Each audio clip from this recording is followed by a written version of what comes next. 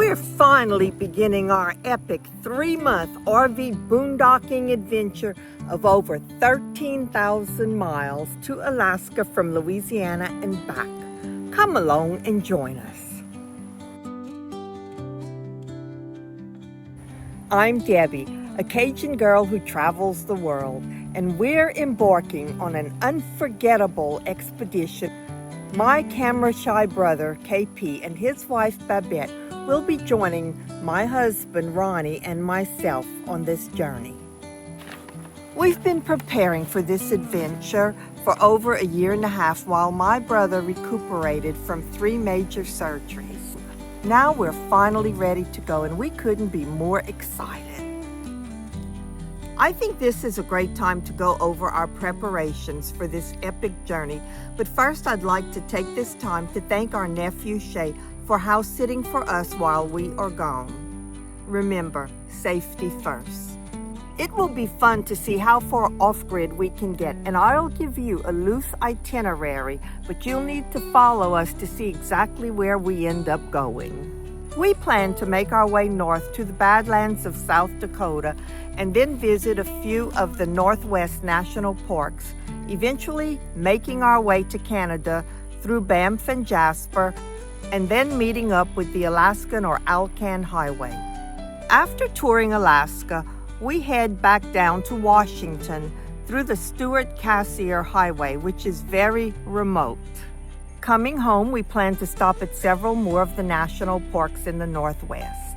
We plan on documenting our many adventures in the following videos, and we also plan on giving the coordinates of the places we choose to stay at. As most of you know, boondocking is camping without amenities such as electricity and water. In general, we will be camping in national forest, BLM or Bureau of Land Management properties, and most of this land is free to use, but some sites occasionally require a small fee. Many of the national forest campgrounds do have a 2-week limit as to how long you can stay, so it's important to be aware of that and to follow the rules. Again, always leave your campsite cleaner than you found it. Other places to camp include city parks and private land through our Harvest Host membership. As you probably know, Harvest Host is a camping membership where you camp free at private farms, wineries, breweries, and many attractions.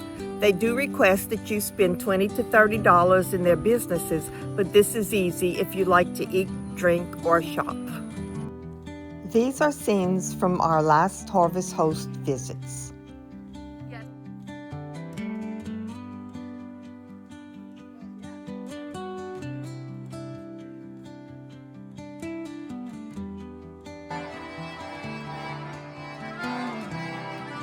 As a last resort, we may need to stop at a large parking lot at a store, as long as we get permission. Some allow it.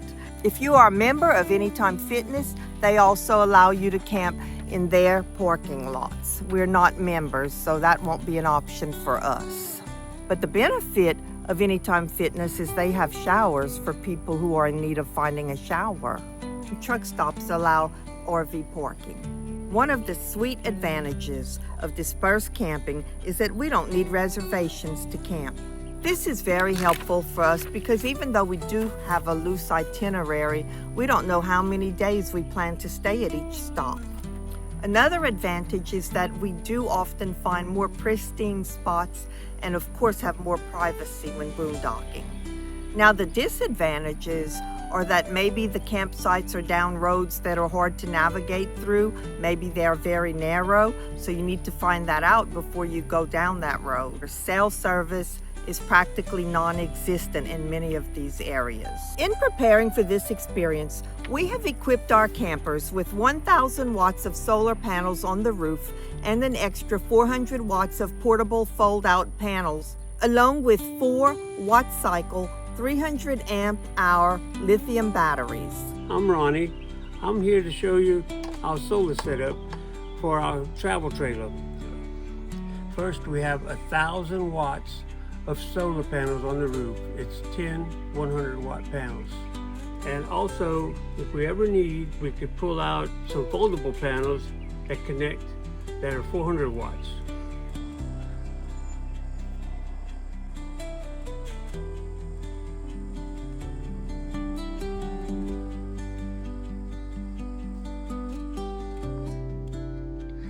This is the solar chargers. I have 100 by 50. That is for extra panels. I have a 150 by 45. That's for the panels on the roof. Then we also have a 12 volt by 12 volt 30 amp charger that hooks up to the alternator and charges the battery. It's 4 300 amp hour batteries. That power goes into the inverter, which is hooked up to a transfer switch by the breaker box in my camper. I have also shore power hooked up to the transfer switch. So when I unplug the shore power, if you have the inverter on, it will automatically go to the inverter. I like to carry this temperature gun because as you run the air conditioner, things can get hot if you have a loose connection. So it'll let you know before you get too hot. We also have a 12 volt to 12 volt Victron DC charger installed in our truck for charging the batteries while we drive. Our goal is to boondock or camp without hookups as much as possible. To ensure readiness for the notoriously poor roads in parts of Alaska and the Alcan Highway, my husband made sure that we have good tires, including spares for our truck and camper. In order to prepare our RV, water tanks must be filled, propane tanks must be filled. By the way, did you know that you cannot carry extra propane tanks when you go through tunnels? So don't bring an extra tank for your cooking needs, just use the ones on your camper. Of course, we are bringing a generator for backup power. We installed a tire pressure monitoring system to continuously watch the temperature and pressure of the tires on the RV. Of course, we have a good bottle jack and a truck jack along with an air compressor. We have installed a heavy-duty MOR ride shackle upgrade kit and a CRE 3000 equalizer. We've upgraded the leaf springs underneath the camper as well. We are bringing the old ones as spares. It takes a lot of planning to find boondocking or dispersed camping spots along a route like this. So how do we find these boondocking spots?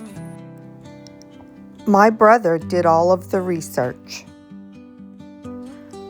He checks the National Forest and BLM sites. For those of you who don't know, BLM stands for Bureau of Land Management.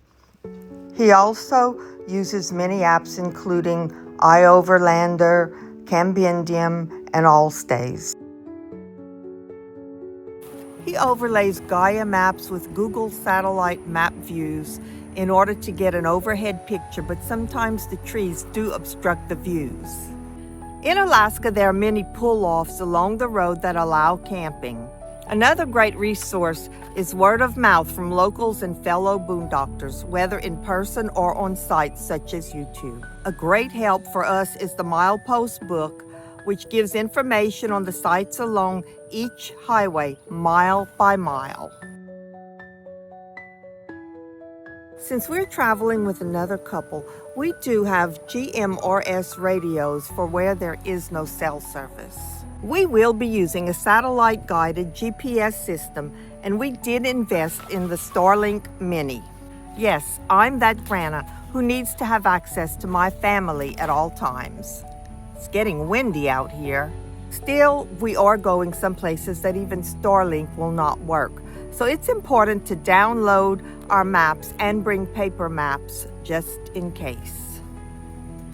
My brother also did research on where to fuel up easily with the RVs, because on the Alcan Highway and the Stewart Cashier Highway, gas stations are far and few between. It's important, from what we've researched, not to get below half a tank of fuel.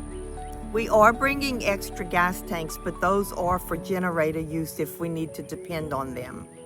Once we arrive, for instance in a national forest, we have access to our drone to explore the area from the sky without needing to drive down endless roads to find the camping spot.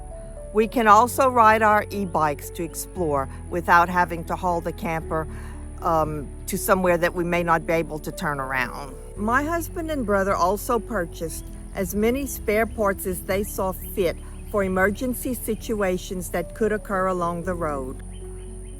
Oh, I didn't mention that my father owned an RV dealership. In my brother's early years, my dad made sure that he was certified in repairing RV appliances, ACs, heaters, and everything RV. It's always great to have him with us when we're camping, especially when things go bad. But not to mention, he is an excellent Cajun cook. Okay, back to preparations now. We did get a true topper installed on our slide outs to remove debris before bringing them in order to prevent damage. Through research, we've learned that the road from Destruction Bay in the Yukon to Tok, Alaska is notoriously bad and travel will be very slow and treacherous. As recommended, we have also bought a windshield repair kit since rocks are a big problem there.